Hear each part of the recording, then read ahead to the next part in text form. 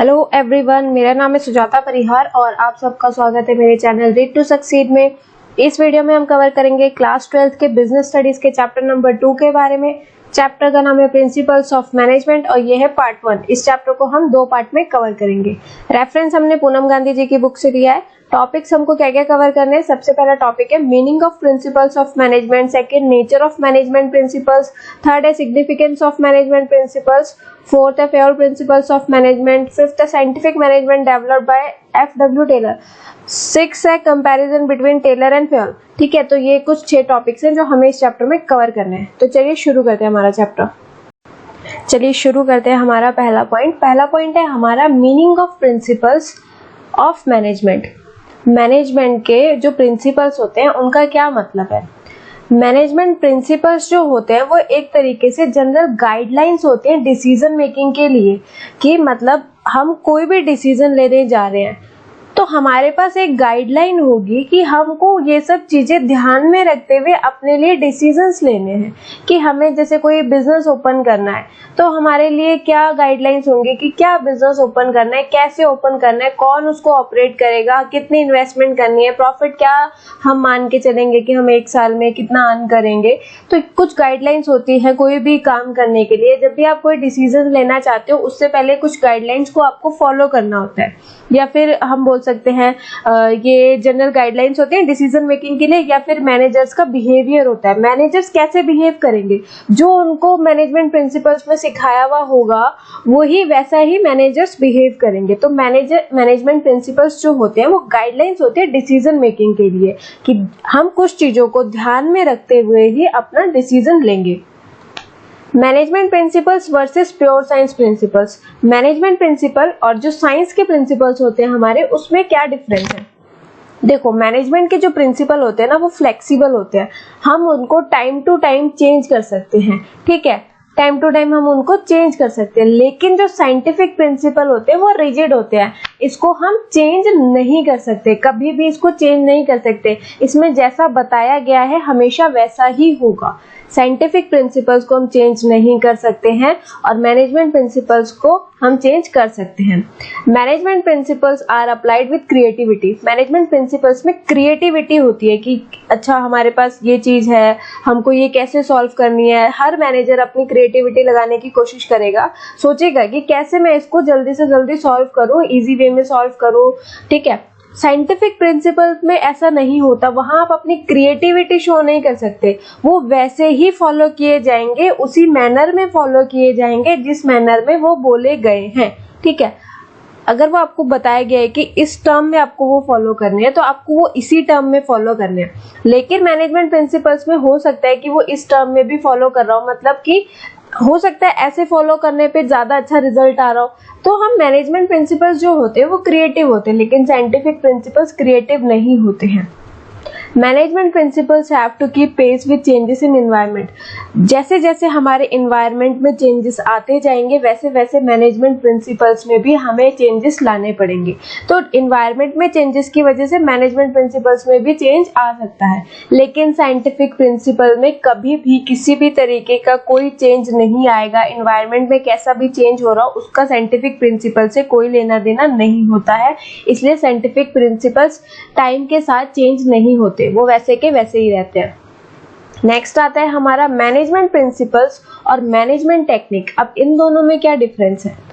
Management principle जो होते हैं वो हमारे एक्शन का, यानी जो भी हम डिसीजन मेकिंग करने वाले हैं या जो भी हम काम करने वाले हैं उससे रिलेटेड हमारी गाइडलाइंस होती है।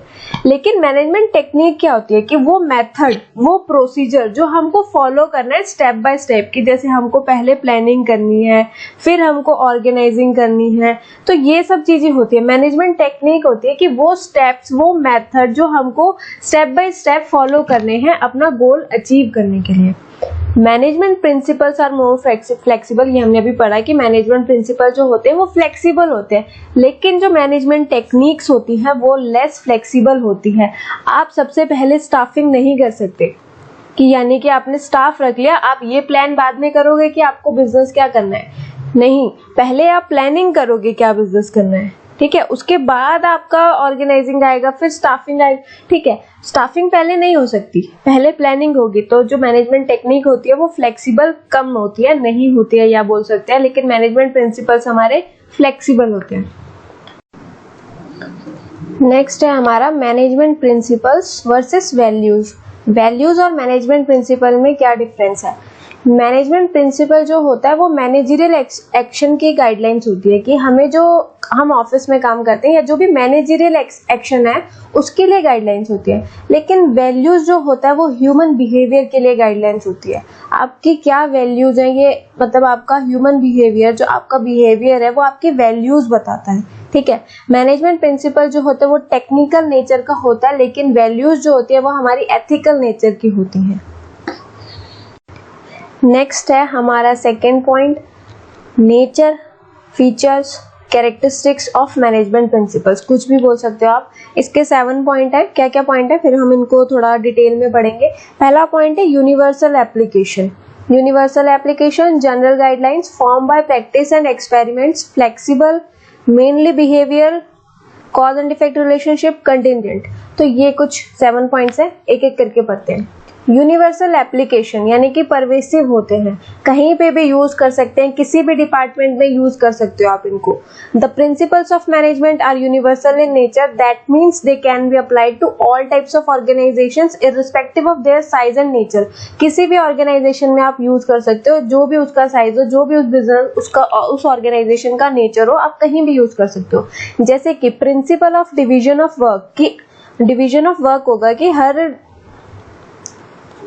अलग अलग काम दिए जाएंगे। आईटी सेक्टर अलग है, मतलब जो आईटी का ध्यान रखेगा वो अलग होगा। एडमिन सेक्टर अलग होगा, एडमिन सेक्शन जो संभालेगा। ठीक है, तो अलग अलग सेक्शंस बनाए जाएंगे और सब अपना अपना काम करेंगे। तो principle of division of work जो है ये गवर्नमेंट ऑफिस में भी अप्लाइड होता है, प्राइवेट कंपनीज में भी, हॉस्पिटल्स में भी, स्कूल्स में भी, क्लब्स में भी, एवरीवेयर, ये हर जगह यूज होता है। तो यूनिवर्सल एप्लीकेशन है ये। जनरल गाइडलाइंस है। Management principles are guideline to actions, actions के लिए गाइडलाइंस है, but these principles do not provide readymade solution for any problem. अगर कोई प्रॉब्लम आ जाए, काम करते करते कोई प्रॉब्लम आ जाए, तो मैनेजमेंट प्रिंसिपल के पास उसका कोई रेडीमेड यानी बना बनाया सॉल्यूशन नहीं है। ये सिर्फ हमारे एक्शंस के लिए छोटी सी गाइडलाइंस होती हैं। The principle of stability of tenure, कि मतलब आप कितने टाइम तक रहोगे। एक प्रिंसिपल बनाया गया है कि टेन्योर रखना ही पड़ेगा, कि इतने टाइम तक आप किसी एम्प्लॉय को नहीं निकाल सकते। Consist on giving a stable time period to employ to settle down, but how much time period to be given, 6 months, 1 year etc. Vary from company to company. ये कंपनी टू कंपनी डिपेंड करता है कि आपका जो ये time है ये कितना रखा जाएगा, 6 महीने का, 1 साल, 2 साल, 3 साल, कितना रखा जाएगा, ये कंपनी टू कंपनी वेरी करता है। लेकिन एक प्रिंसिपल बनाया गया है कि आपको मिनिमम टेन्योर का टाइम सेट करना ही पड़ेगा। नेक्स्ट है form by practice and experiments. Management principles जो होते हैं वो ऐसे हवा में नहीं बन जाते, बहुत एक्सपेरिमेंट करने पड़ते हैं, उसके लिए भी प्रैक्टिस पूरी की पूरी करनी पड़ती है, तब जाके वो बनते हैं। The management principles are developed only after deep and thorough research work. पूरी डीप और थॉरो रिसर्च वर्क के बाद ही मैनेजमेंट प्रिंसिपल्स डेवलप होते हैं। They are not developed overnight, एक रात में नहीं बन जाते। Proper observations and experiments are conducted before developing them. पूरी तरीके से ऑब्जर्वेशन की जाएगी, एक्सपेरिमेंट किए जाएंगे उनको डेवलप करने से पहले। ठीक है, therefore they are evolutionary in nature, इसलिए ये इवोल्यूशनरी होते हैं नेचर में। अब एग्जांपल क्या है, principles of division is not developed overnight, कि जो डिवीजन ऑफ वर्क वाला जो प्रिंसिपल था कि हर डिपार्टमेंट को अलग अलग काम दिया जाए, ठीक है, बट ये एक रात में नहीं बना है। But principle was developed when it was observe that dividing the work result in improved performance. ये प्रिंसिपल कब बना, जब ये हमने देखा कि वर्क को डिवाइड करने से परफॉर्मेंस में इंक्रीमेंट होता है, यानी इम्प्रूव होती है। And then this was tried and tested in different organisation. फिर ये एक प्रिंसिपल बना और इसको ट्राई किया गया, टेस्ट किया गया अलग अलग ऑर्गेनाइजेशन में। और जब मेजॉरिटी ऑर्गेनाइजेशन ने अच्छे रिजल्ट्स देखे, and when majority organisation got result of specialisation के रिजल्ट देखे, तब ये प्रिंसिपल बना। ठीक है, मान लो स्पेशलाइजेशन के कैसे, अगर कोई इंसान अकाउंटेंट है, सीए है, तो और आप उसको लॉयर का काम कराओ, तो ये अच्छा काम थोड़ी ना करेगा। अगर उसने अकाउंट्स की पढ़ाई करी और आप उसको लॉयर बना दो तो वो अच्छा काम थोड़ी करेगा। तो स्पेशलाइजेशन ये था कि प्रिंसिपल ऑफ डिवीजन कि जो जिस काम में एक्सपर्ट है उससे वही काम कराया जाए ताकि सही से सारे काम हो सके, स्पेशलाइजेशन निकल के आ सके। फोर्थ पॉइंट है फ्लेक्सिबल, कि मैनेजमेंट प्रिंसिपल जो होते हैं वो फ्लेक्सिबल होते हैं। जैसे कि हमने पढ़ा था कि हम उनको कभी भी हमारे अकॉर्डिंग चेंज कर सकते हैं, उनको मैनेजर्स मॉडिफाई कर सकते हैं। Management principles can be applied differently under different condition. Differently हम उनको अप्लाई कर सकते हैं अलग अलग कंडीशन में। Some changes can be made in application, कुछ चेंजेस एप्लीकेशन में कर सकते हैं हम of principles according to the requirement of the company. जैसी कंपनी के रिक्वायरमेंट है उस हिसाब से हम उसमें चेंजेस कर सकते हैं। These are not set of rigid statement, ये रिजिड स्टेटमेंट नहीं होती, ये फ्लेक्सिबल होती है, इसको चेंज कर सकते हैं। These can be modified by the managers who are using them, इनको मैनेजर्स मॉडिफाई कर सकते हैं जो इनको यूज कर रहे होते हैं। Mainly behavior. Management principles are formed to guide and influence the behavior of employees. Management principles जो होते हैं वो employee के behavior को guide करते हैं। These principles insist on improving relationship between superiors, subordinates and all the members of organization. ये principles superior, subordinate और जितने भी member होते हैं एक organization में उनके बीच का जो रिलेशनशिप है उसको अच्छा बनाते हैं, उनके रिलेशनशिप को अच्छा बनाते हैं। They also establish relation between human and material resources, और ये ह्यूमन और मटीरियल रिसोर्सेज के बीच में भी रिलेशन स्टैब्लिश करते हैं। For example principle of discipline, discipline का जो प्रिंसिपल है वो improve commitment of employ toward the organisation, जो एम्प्लॉय की कमिटमेंट है ऑर्गेनाइजेशन के प्रति उसको इम्प्रूव करती है। And principle of spirit the corps जो है वो behaviour of employees mood the behaviour of employ toward team spirit, कि उसको वो चेंज करती है, मतलब ढालती है टीम स्पिरिट की तरफ। ढालना होता है एक तरीके से मूड का मतलब, कि ढालती है एम्प्लॉय के बिहेवियर को, ढालती है टीम स्पिरिट की तरफ कि हमें मिलजुल के एक साथ काम करना है। अगला है cause and effect relationship. Management principle जो भी प्रिंसिपल होगा उसके साथ ये भी बताया होगा कि अगर आप इसको अप्लाई करोगे तो उसका क्या इफेक्ट होगा, क्या चेंजेस आपको उससे देखने को मिलेंगे। Management principles are based on cause and effect, that means these principles tell us if a particular principle is applied in a situation what might be the effect, कि अगर हम इस प्रिंसिपल को अप्लाई करेंगे किसी पर्टिकुलर सिचुएशन में, किसी situation में, तो क्या उसका इफेक्ट क्या निकल के आएगा। Although these principles cannot state perfectly absolute result because these are applied on human beings, but it helps in knowing some idea about the effect, कि ये जो प्रिंसिपल्स हैं ये ह्यूमन बींग्स पे अप्लाई किए गए हैं, इसलिए ये एक्यूरेट रिजल्ट नहीं देखते, क्योंकि ह्यूमन बींग्स हर एक इंसान दूसरे इंसान से अलग होता है, ठीक है, यानी कि डिफरेंट होता है, अलग होता है। इस वजह से ये हमें एक्यूरेट रिजल्ट नहीं देते हैं, पर थोड़ा बहुत आइडिया हमें दे सकते हैं कि क्या इफेक्ट होगा इसका। लास्ट है contingent. Contingent management principles are contingent और डिपेंडेंट अपॉन द सिचुएशन, यानी कि आकस्मिक, यानी कि ये सिचुएशन पे डिपेंड करते हैं। जैसी सिचुएशन होगी उस हिसाब से हम हमारा मैनेजमेंट प्रिंसिपल को यूज करेंगे। Their application and effect depend upon the nature of organization. Organization के nature पे depend करती है उनकी application. The application of principle has to be changed with the change in situation. Principles को हम change कर सकते हैं change in situation के हिसाब से, और वो हमको करना ही पड़ता है। Principle of team spirit is very important for an organization where work is carried out by a group of people. जहाँ पे बहुत सारे लोग काम कर रहे हैं वहाँ पे हमको principle of team spirit का यूज करना पड़ेगा। Whereas it is of no use in the company where work is performed by individual or not by a group. लेकिन principle of team spirit का यूज वहाँ नहीं होगा जहाँ पे individual काम कर रहे हैं, लोग अकेले अकेले काम कर रहे हैं। जहाँ पे ग्रुप में काम कर रहे हैं वहाँ पे तो टीम स्पिरिट का प्रिंसिपल लगेगा, लेकिन जहाँ इंडिविजुअली काम कर रहे हैं वहां पे इसका यूज नहीं होगा। तो जो मैनेजमेंट प्रिंसिपल्स होते हैं वो आप अपने हिसाब से यूज कर सकते हो, जहां आपको यूज करना है वहां करो, जहां नहीं करना है वहां नहीं करो, ठीक है। थर्ड पॉइंट आता है हमारा सिग्निफिकेंस ऑफ मैनेजमेंट प्रिंसिपल, कि मैनेजमेंट प्रिंसिपल्स का क्या सिग्निफिकेंस है। इसके भी 7 पॉइंट्स हैं, एक बार देख लेते हैं फिर इनको स्टडी करेंगे। Providing managers with useful insight into reality, optimum utilization of resources, scientific decision, meeting changing environment requirement, effective administration, fulfilling social responsibilities, management training, education and research. तो एक एक करके स्टडी करते हैं। सबसे पहला है providing managers with useful insight into reality. इसका क्या मतलब है, पढ़ लेते हैं। Management principles act as guidelines for the manager. Management principles जो होते हैं वो मैनेजर्स के लिए एक गाइडलाइन की तरह एक्ट करते हैं। ये हम 100 बार पढ़ चुके हैं पीछे। These principles improve knowledge, ability and understanding of managers under various managerial situation। ये जो प्रिंसिपल होते हैं ये किसी भी मैनेजर की नॉलेज को इम्प्रूव करते हैं, उसकी एबिलिटी को इम्प्रूव करते हैं, अंडरस्टैंडिंग को इम्प्रूव करते हैं कि किसी भी सिचुएशन में मैनेजर कैसे बिहेव करेगा। The effect of these principles help the manager to learn from their mistake. और ये प्रिंसिपल्स मैनेजर को हेल्प करते हैं कि जो भी उन्होंने मिस्टेक करी है उससे वो सीखे। These principles guide managers to take right decisions at the right time. और ये जो प्रिंसिपल होते हैं ये मैनेजर्स को गाइड करते हैं कि सही टाइम पे सही डिसीजन कैसे लेना है।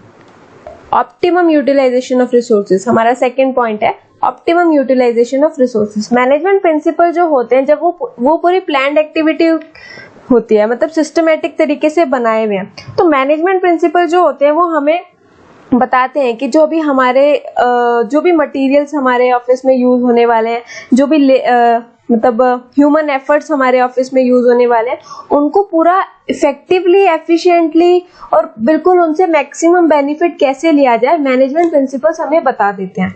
Management principles insist on planned activities and systematic organisation of man and material in the organisation. ठीक है, एक ऑर्गेनाइजेशन में, सिस्टमेटिक ऑर्गेनाइजेशन में पूरी की पूरी प्लान्ड एक्टिविटी को मैनेजमेंट प्रिंसिपल्स बता देते हैं कि जो भी मैन एंड मटेरियल यूज होने वाला है वो कैसे करेंगे, उनसे मैक्सिमम बेनिफिट हम कैसे ले सके। Principles are design to get maximum benefit from the human effort and other resources. Human effort और अदर रिसोर्सेज का मैक्सिमम बेनिफिट कैसे लें ये हमें मैनेजमेंट प्रिंसिपल्स बता देते हैं।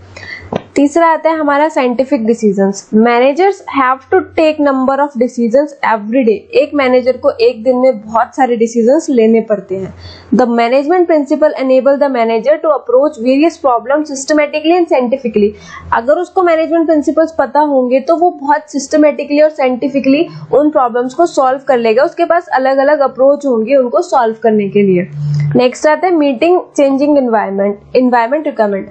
Every business has to make changes in the organization according to changes taking place in the business environment। कि बाहर के environment में, business के environment में या बाहर के environment में जैसा भी change आ रहा है उस हिसाब से हमें हमारे organization के environment को भी चेंज करना पड़ता है। तो हर बिजनेस को चेंजेस को देखना पड़ता है। तो management principles train the manager in implementing the changes in right direction and at right level in the organisation. कि मैनेजमेंट प्रिंसिपल्स जो होते हैं वो मैनेजर्स को समझाते हैं, बताते हैं कि कैसे इम्प्लीमेंट करना है, आपको इस चेंजेस को कैसे राइट डायरेक्शन में लेके जाना है, राइट लेवल पे लेके जाना है ऑर्गेनाइजेशन के। नेक्स्ट पॉइंट है, fifth point, effective administration. Administration is the function of top level of management. Administration किसका फंक्शन होता है? टॉप लेवल मैनेजमेंट का। And this function major plans and policies are formed. और इस फंक्शन में बहुत सारे प्लान्स और पॉलिसीज बनाए जाते हैं। The management principle act as guidelines and base to form various administrative policies to have systematic working in the organization। कि आप जो भी पॉलिसी बनाओगे, प्लान बनाओगे, वो मैनेजमेंट प्रिंसिपल्स को ध्यान में रखते हुए बनाओगे, जिससे कि आपका जो एडमिनिस्ट्रेशन होगा वो इफेक्टिव एडमिनिस्ट्रेशन होगा। Fulfilling social responsibility. Management principle सिर्फ ऑर्गेनाइजेशन गोल्स को अचीव करना नहीं बताता, वो सोशल ऑब्जेक्टिव्स को अचीव करना भी बताता है अपने मैनेजर्स को। A business is creation of society. एक बिजनेस सोसाइटी ही बनाती है and makes use of resources of society. So it, और बिजनेस सोसाइटी के ही रिसोर्सेज को यूज करता है। So it must do something for society. तो उस बिजनेस को सोसाइटी के लिए भी कुछ करना चाहिए। Also by performing some social responsibilities. Management principles not only act as guidelines for achieving organisational objectives, but these principles also guide the manager to perform social responsibilities. Next है management training, education and research. The management principles stress on scientific judgments and logical thinking. जो management principles होते हैं ना वो scientific judgment और logical thinking पे ज़्यादा stress देते हैं. As a result, these principles act as base of doing research and development in management studies. तो हम इसमें क्या करते हैं, मैनेजमेंट स्टडीज में रिसर्च करते हैं। As these principles provide organized body of knowledge to perform research work and generate more and more knowledge, they have provided new ideas, imagination and base for research and development. ये जो management principles होते हैं ये पूरी की पूरी organise body होती है नॉलेज की, जिससे हम रिसर्च वर्क कर सकते हैं और मतलब और नॉलेज हम गेन कर सकते हैं। कैसे हम नए आइडियाज लाएं, क्या इमेजिनेशन है, जो भी है रिसर्च एंड डेवलपमेंट हम मैनेजमेंट प्रिंसिपल में कर सकते हैं, क्योंकि मैनेजमेंट प्रिंसिपल जो होते हैं ना वो फ्लेक्सिबल होते हैं, तो हम इनको कभी भी चेंज कर सकते हैं और इनको कभी भी चेंज करने के लिए हमें रिसर्च वर्क करना ही पड़ेगा। तो मैनेजमेंट प्रिंसिपल्स हमें पूरी प्रॉपर ट्रेनिंग देते हैं, एजुकेशन देते हैं, रिसर्च करने की पूरी परमिशन हमें ग्रांट करते हैं। तो थैंक यू सो मच ये वीडियो देखने के लिए। पार्ट 2 जरूर देखना और चैनल को सब्सक्राइब जरूर करना। Thank you so much.